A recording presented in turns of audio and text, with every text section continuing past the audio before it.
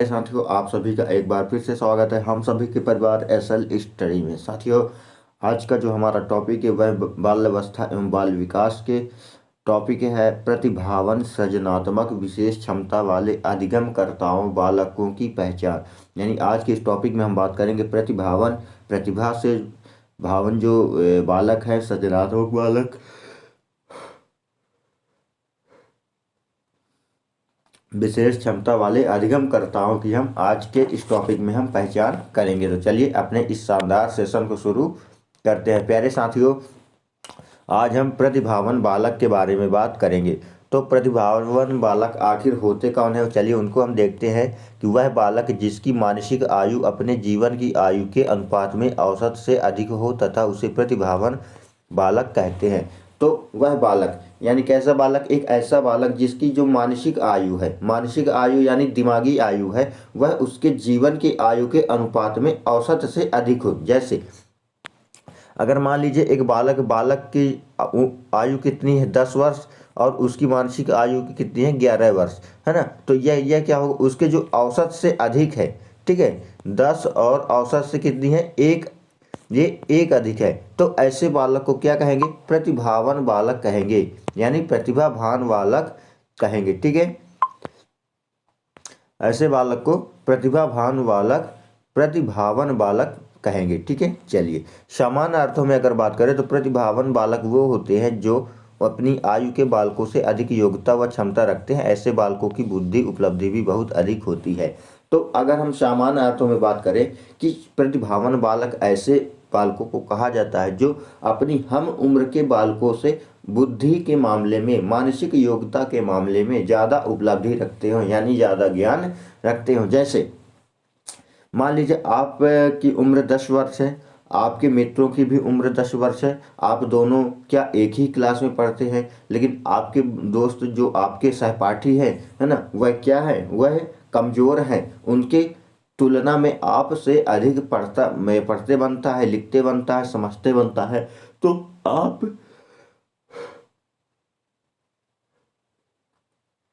उनकी तुलना में आप एक प्रतिभावान बालक यानी प्रतिभाशाली बालक के श्रेणी में आएंगे, ठीक है। चलिए ऐसे बालकों पर विशेष ध्यान देना पड़ता है क्योंकि यह बालक राष्ट्र की अमूल्य संपत्ति है। तो ऐसे बालकों पर जो शिक्षक होते हैं वह विशेष ध्यान देते हैं। ध्यान तो उनमें भी देते हैं, समावेशी शिक्षा में ही शिक्षा प्रदान करते हैं कि जो बालक पिछड़े हैं, जो बालक कमज़ोर है, उनको भी आगे बढ़ाया जा सके। लेकिन ऐसे बालकों पर ज़्यादा ध्यान दिया जाता है क्योंकि ऐसे बालक क्या है? वह राष्ट्र की संपत्ति है, ठीक है। चलिए आगे देखते हैं। इनकी शिक्षा व कार्यों को यदि उचित प्रकार से निर्देशन तथा प्रोत्साहन मिलता है तो इनका भविष्य उज्जवल होता है। क्योंकि जब जो बालक प्रतिभावान बालक होते हैं, अगर इनकी शिक्षा दीक्षा में बढ़िया उचित प्रकार से निर्देशन होगा, प्रोत्साहन मिलेगा, तो यह क्या होगा? यह भविष्य में उज्जवल होता है, ठीक है। यह भविष्य के भावी कर्णधार है, ठीक है। चलिए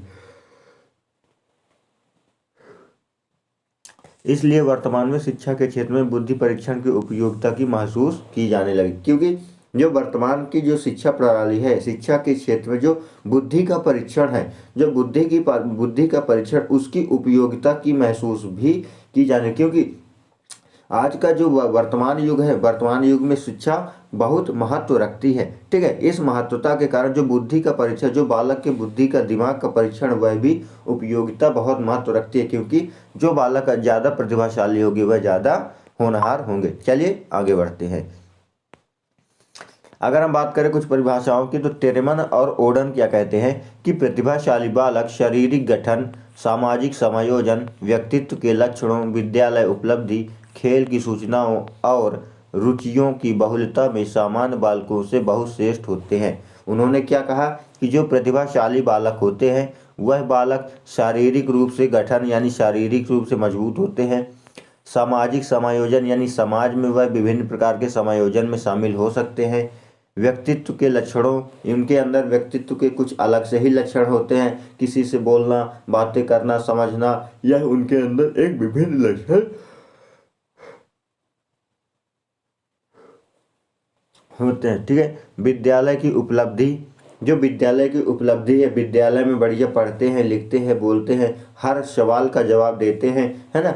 खेल की सूचनाओं यानी वह खेलों से संबंधित विभिन्न प्रकार की जानकारियां रखते हैं, विभिन्न प्रकार के खेल खेलते हैं, चाहे वह इंडोर हो आउटडोर हो, प्रत्येक के खेल में वह विभिन्न रुचि रखते हैं। रुचियों में बहुलता, उनके अंदर बहुत सारी रुचि होती है, यानी वह जिज्ञासु होते हैं, पढ़ने में भी तेज होते हैं, है ना। सामान्य बालकों की से वह बहुत श्रेष्ठ होते हैं। कौन से बालक होते हैं? जैसे प्रतिभावान बालक। प्रतिभावान का मतलब होता है कि ऐसे कौशलवान, यानी कौशलवान बालक जो होते हैं वह बहुत श्रेष्ठ होते हैं। पॉल विट्टी क्या कहते हैं कि प्रखर बुद्धि वाला, प्रखर का बुद्धि का मतलब होता है तेज बुद्धि वाला कब आए, जो किसी कार्य को करने का प्रयास में निरंतर उच्च स्तर बनाए रखते हैं। तो पॉल विट्टी क्या कहते हैं कि जो प्रतिभावान वाला जो होता है वह किसी भी कार्य को करने के प्रयास में निरंतर उच्च स्तर बनाए रखता है। यानी अगर उसे एक सामान्य बालक की अपेक्षा और एक प्रतिभाशाली यानी उच्च दिमाग वाले बालक को अगर कोई कार्य दे दिया जाएगा तो वह जो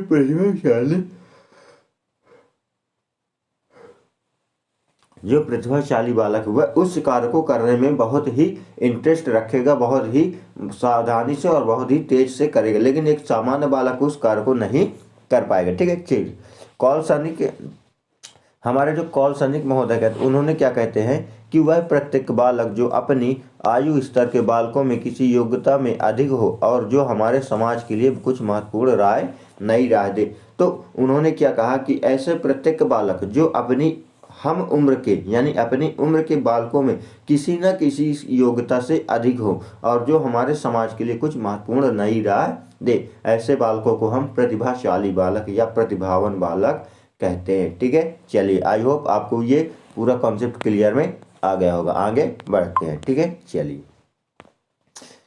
अगर हम यहाँ पे बात करें रेजुली का 3 वृत्त संप्रत्यय, जो रेजुली है उसका जो 3 वृत्त संप्रत्यय का नियम है। जैसे पहला क्या है, रेजुली ने 3 वृत्त मानव लक्षण के 3 समूह का प्रतिनिधित्व करते हैं। जो रेजुली महोदय है, रेजुली महोदय क्या कहते हैं कि 3 वृत्त मानव, यानी ये जो 3 वृत्त हैं, ये जो 3 वृत्त है मानव के, यह किसको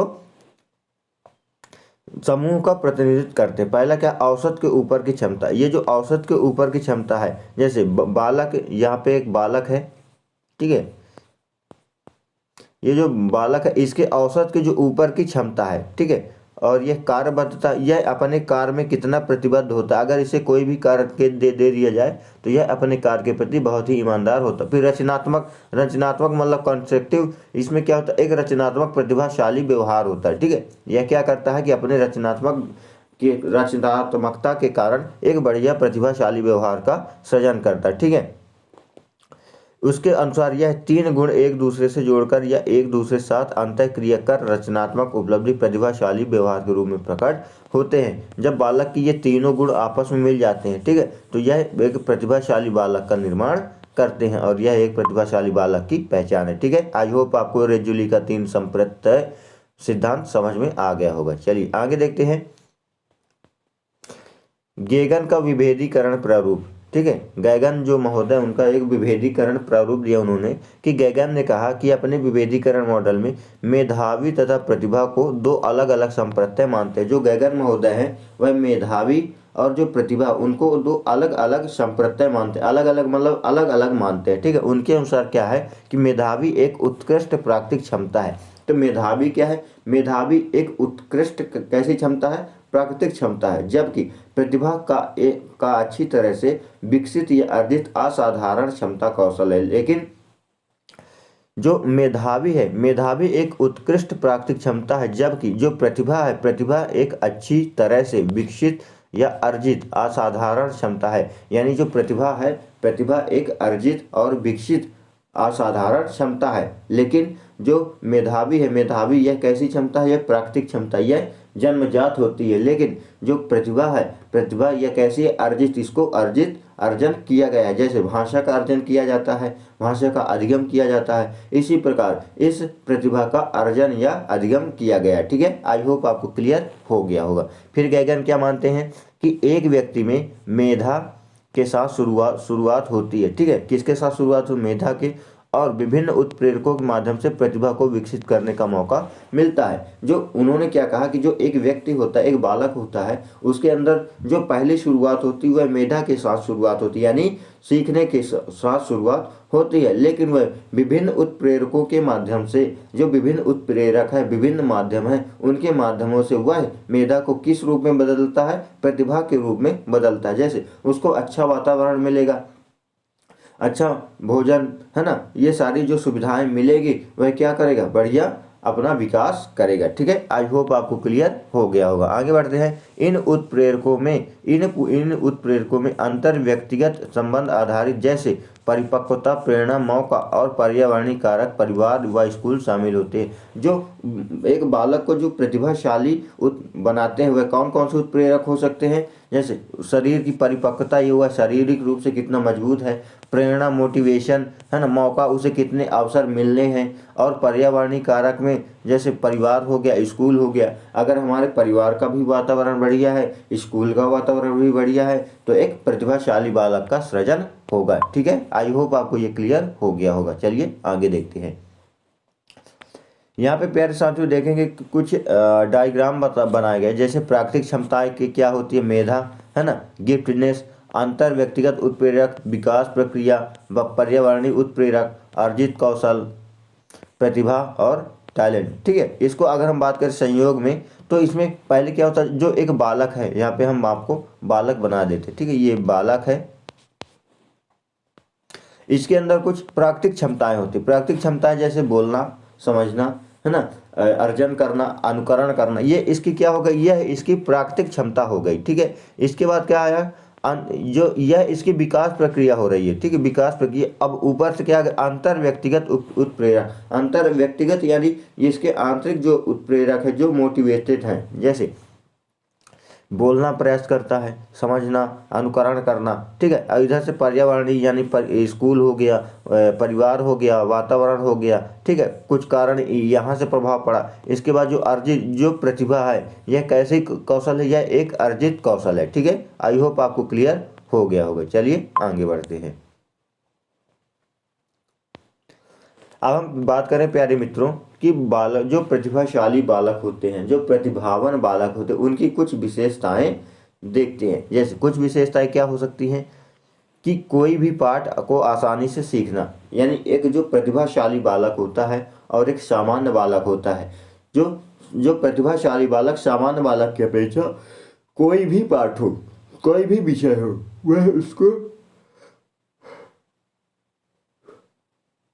आसानी से याद कर लेता है, आसानी से समझ लेता है, आसानी से सीख लेता है। फिर क्या है, बुद्धि, व्यवहारिक ज्ञान का उपयोग सामान्य बालक से अधिक करना। जो एक प्रतिभाशाली बालक होता है, वह अपने ज्ञान का उपयोग, अपनी बुद्धि का उपयोग, अपने दिमाग का उपयोग वह एक सामान्य बालक की अपेक्षा अधिक करता है। ठीक है, चलिए।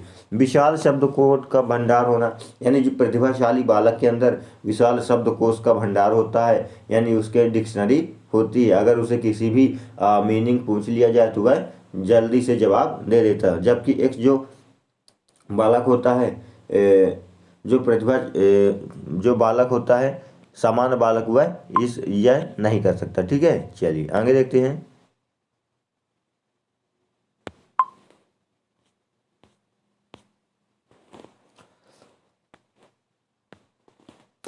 मानसिक प्रक्रिया में तीव्रता, यानी सामान्य बालक की अपेक्षा जो प्रतिभाशाली बालक होते हैं, वह मानसिक क्रियाओं में, उन मानसिक की प्रक्रिया में वह तेज होते हैं सामान्य बालक की अपेक्षा। उनके अंदर सोचने, समझने, बोलने, लिखने, देखने की जो क्षमता होती है, वह एक सामान्य बालक से अधिक होती है। ठीक है, चलिए आगे देखते हैं। अपने साथियों की तुलना में अधिक ज्ञान, कठिन मानसिक कार्य को भी आसानी से करने में सक्षम होते हैं। कौन होते हैं? वह प्रतिभाशाली बालक होते हैं। अपने साथियों की तुलना में वह जो अधिक ज्ञान अर्जित करते हैं, कठिन मानसिक कार्य को भी वह आसानी से करने में सक्षम होते हैं। जैसे जब हम पढ़ते थे तो हमारे विद्यालय में एक बालक था कक्षा 9 में, उससे बहुत बनता था, मतलब वह पूरे क्लास का मनीडर हुआ करता था, यानी उसको क्लास में बहुत बनता था, लेकिन हम लोग क्या, वह सामान्य श्रेणी में आते हैं, तो वह एक प्रतिभाशाली बालक था जबकि हम लोग सामान्य बालक थे। ठीक है, सामान्य अध्ययन में रुचि होना, जिज्ञासु प्रवृत्ति का होना। जो प्रतिभाशाली बालक होते हैं वह जिज्ञासु होते हैं, उनमें अध्ययन में रुचि रखते हैं। ठीक है, उच्च बुद्धि उपलब्धि 130 से 170 जोखिम उठाने की क्षमता होती है। जो उच्च जो बुद्धि उपलब्धि के बालक है, जो प्रतिभाशाली बालक है, जो उनकी बुद्धि उपलब्धता है, मानसिक उपलब्धता वह 130 से 170 तक के जोखिम उठाने की क्षमता रखते हैं। ठीक है, व्यक्तित्व में अन्य बालकों से अलग होते हैं, यानी जो प्रतिभाशाली बालक होते हैं वह व्यक्तित्व में, क्वालिटी में जो सामान्य बालक की अपेक्षा अधिक होते हैं। ठीक है, चलिए आगे देखते हैं। हम प्रतिभाशाली बालकों की पहचान कैसे कर सकते हैं। ठीक है, तो इसके लिए हम क्या करें कि प्रत्येक कक्षा में प्रतिभावान बालक होते हैं, यानी हर एक कक्षा में प्रतिभावान बालक होते हैं। यह आवश्यक है कि हम ऐसे बालक बालिकाओं का पता लगाकर उनका अधिकतम विकास किया जाए। निम्नलिखित विधियों द्वारा हम एक प्रतिभाशाली बालक का पता लगा सकते हैं। कैसे कैसे लगा सकते हैं कि बुद्धि परीक्षण, प्रतिभावान बालक बालिकाओं की पहचान के लिए व्यक्तिगत परीक्षण उत्तम साधन है। यानी अगर हमें प्रतिभाशाली बालकों का, बालिकाओं का पता लगाना है कि कौन से बालक प्रतिभाशाली हैं, कौन से बालक प्रतिभावान हैं, तो इनके लिए हमें व्यक्तिगत परीक्षण उत्तम साधन माना जाता है, क्योंकि उनका एक अलग अलग तरीके से, अलग अलग रूप से उनका परीक्षण किया जाना चाहिए, जिससे एक प्रतिभावान बालक का जो है क्या क्या पहचान हो सकती है, एक प्रतिभाशाली बालक की पहचान हो सकती है। दूसरा क्या है कि उपलब्धि परीक्षण, बुद्धि परीक्षण के अतिरिक्त उपलब्धि। जो उपलब्धि परीक्षण है वह बुद्धि परीक्षण के अतिरिक्त एक ऐसी उपलब्धि है जिसके द्वारा हम प्रतिभावान बालिकाओं की पहचान कर सकते हैं। शिक्षक अवलोकन, शिक्षक क्या कर सकते हैं, अपने अवलोकन के माध्यम से प्रतिभावान बालकों और बालिकाओं को पता लगा सकते हैं। संबंधित व्यक्ति से सूचनाएं, जो व्यक्ति की जो संबंधित सूचनाएं हैं, बालकों की जो सूचनाएं हैं, उनकी सूचनाओं के आधार पर जो है तो हम उनको स्पष्टीकरण कर सकते हैं। ठीक है, चलिए आगे देखते हैं।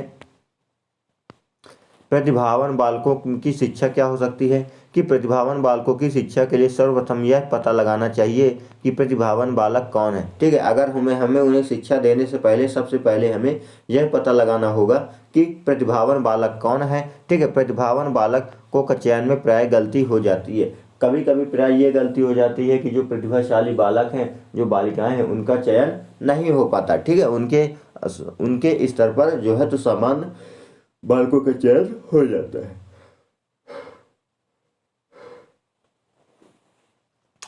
तरक्की देना, कुछ मनोवैज्ञानिकों के अनुसार प्रतिभाशाली बालकों को एक कक्षा का संपूर्ण पाठ्यक्रम पूर्ण करने पर दूसरा कक्षा में जाने देना चाहिए। इससे उन्हें पूर्ण मानसिक विकास का अवसर मिलेगा। अगर हमें प्रतिभाशाली बालकों की पहचान करना है, अगर उन्हें शिक्षा देना है, तो उसके लिए हमें क्या करना चाहिए कि हमें जो मनोवैज्ञानिकों के अनुसार कुछ सुझाव दिए गए हैं कि जो प्रतिभाशाली बालक होते हैं उनको कक्षा का संपूर्ण पाठ्यक्रम पूर्ण कर लेना चाहिए। कर लेने के बाद, यानी पूरा कंप्लीट हो जाने के बाद सिलेबस, उन्हें दूसरे कक्षा में जाने देना चाहिए। इससे क्या होगा कि उनके अंदर जो पूर्ण मानसिक विकास का अवसर मिलेगा। ठीक है, विशेष विद्यालय का पाठ्यक्रम, यानी ऐसे बालकों के लिए हमें विशेष विद्यालय की व्यवस्था करनी चाहिए, है ना। उनके लिए अलग से पाठ्यक्रम होना चाहिए जिससे वह पढ़ सके। ठीक है, व्यक्तिगत रूप से ध्यान देना, यानी हमें ऐसे बालकों पर विशेष रूप से ध्यान देना चाहिए। ठीक है, जिसके कारण वह अपना प्रतिभा निखार सके। अच्छे पुस्तकालय और प्रयोगशाला, उनके लिए हमें अच्छे पुस्तकालय का प्रयोगशाला करना चाहिए। ठीक है, इससे क्या होगा कि उनका जो प्रतिभाशाली जो ज्ञान है वह ज्ञान विज्ञान अधिक बढ़ेगा। ठीक है, विशेष शिक्षण विधि, ऐसे बालकों के लिए हमें विशेष शिक्षण विधि का प्रयोग करना चाहिए। ठीक है, जिससे उनका ज्ञान और बढ़ सके। ठीक है, चलिए आगे देखते हैं। पाठ्यक्रम सहगामी क्रिया, यानी हमें उनके लिए सहगामी क्रियाएं भी करनी चाहिए, पाठ्यक्रम से संबंधित अन्य क्रियाएं भी करनी चाहिए जिससे उनका विकास हो सके। प्रतिभाशाली अध्यापक, प्रतिभाशाली अध्यापक का मतलब है कि यहाँ पे जिस तरह बालक भी प्रतिभाशाली है उसी तरह अध्यापक भी प्रतिभाशाली होने चाहिए। ठीक है, चलिए आगे देखते हैं। प्रतिभाशाली बालकों को सामान्य बालकों की सामाजिक क्रियाओं से पृथक नहीं रखना चाहिए। ठीक है, इस क्रियाओं में भाग लेकर ही उनको सामाजिक अनुभव प्राप्त हो सके। तो जो प्रतिभाशाली बालक होते हैं उनको सामान्य बालक यानी प्रतिभाशाली बालक और सामान्य बालकों की जो सामाजिक क्रियाएं हैं उनसे अलग नहीं रखना चाहिए। इन क्रियाओं में भाग लेकर ही उनको सामाजिक अनुभव प्राप्त हो सकेगा। ठीक है, यानी जो सामान्य बालकों की अपेक्षा जो प्रतिभाशाली बालक होते हैं उनको अलग नहीं रखना चाहिए, उनको उनके साथ ही सामाजिक व्यवहार करने देना चाहिए। इससे क्या होगा कि वह सामाजिक क्रियाओं में जो है तो अनुभव प्राप्त करेंगे। ठीक है, चलिए,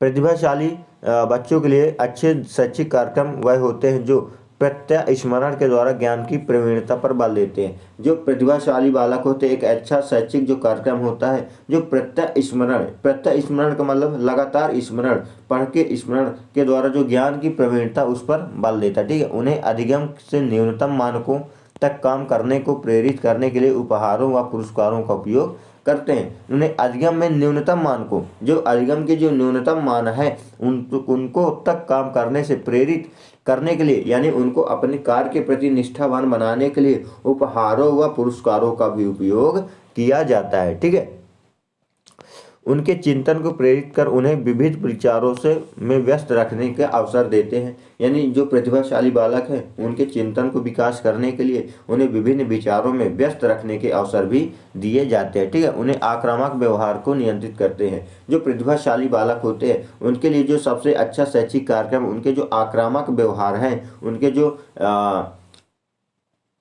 व्यवहार है, उनके जो व्यवहार यानी क्रिया है, क्रियात्मक को उनको क्या करते हैं, नियंत्रित करने का प्रयास किया जाता है। ठीक है, चलिए, यहाँ पे अगर बात करें